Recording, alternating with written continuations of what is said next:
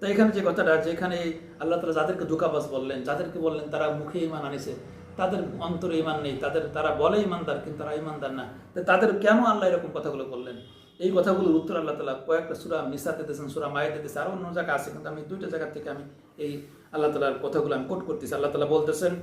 এই লোকগুলোর অবস্থা এমন যে ইন্নাল্লাযীনা আমানু সুম্মা কাফারু সুম্মা আমানু সুম্মা কাফারু, এই লোকগুলো এমন যারা ইন্নাল্লাযীনা আমানু তারা ঈমান আনে, সুম্মা কাফারু অতবার ঈমানের বিপরীত কুফরির কাজগুলো তারা করে,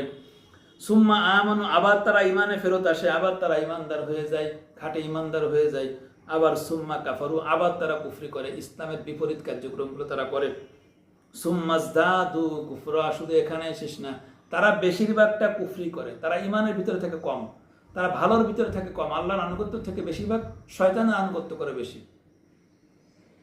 লাম ইয়াকুনিল্লাহু লিয়াগফিরা লাহুম ওয়ালা লিয়াহদিয়াহুম সাবিলা, রব্বুল আলামিন বলেন আল্লাহ এই প্রকার লোকদেরকে ক্ষমা করবেন না, ওয়ালা লিয়াহদিয়াহুম সাবিলা, আর তাদেরকে হিদায়াতের পথ দেখাবেন না, তাদেরকে আল্লাহর নূরের পথ দেখাবেন না, তাদেরকে আল্লাহর হিদায়াতের নূর দান করবেন না। এই কথাগুলো বলার পরে আল্লাহ বলতেছেন বাশশিরিল মুনাফিকিনা বিআন্না লাহুম আযাবান আলীমা, এই মুনাফিকদের জন্য সুসংবাদ দিয়ে দেন,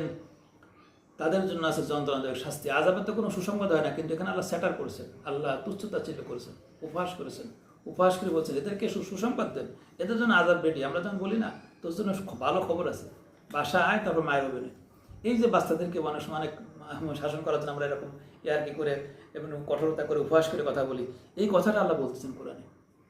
তাদের মুনাফিক, তাদের ঈমান যে নেই কেন, আল্লাহ তাআলা ঈমানও আনে, আবার ঈমানের বিপরীত কুফরি কাজও করতে থাকে,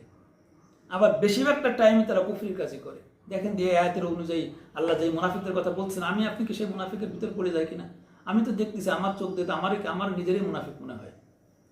আল্লাহ তাআলা বলতেছেন যে এদের আরো বৈশিষ্ট্য আছে,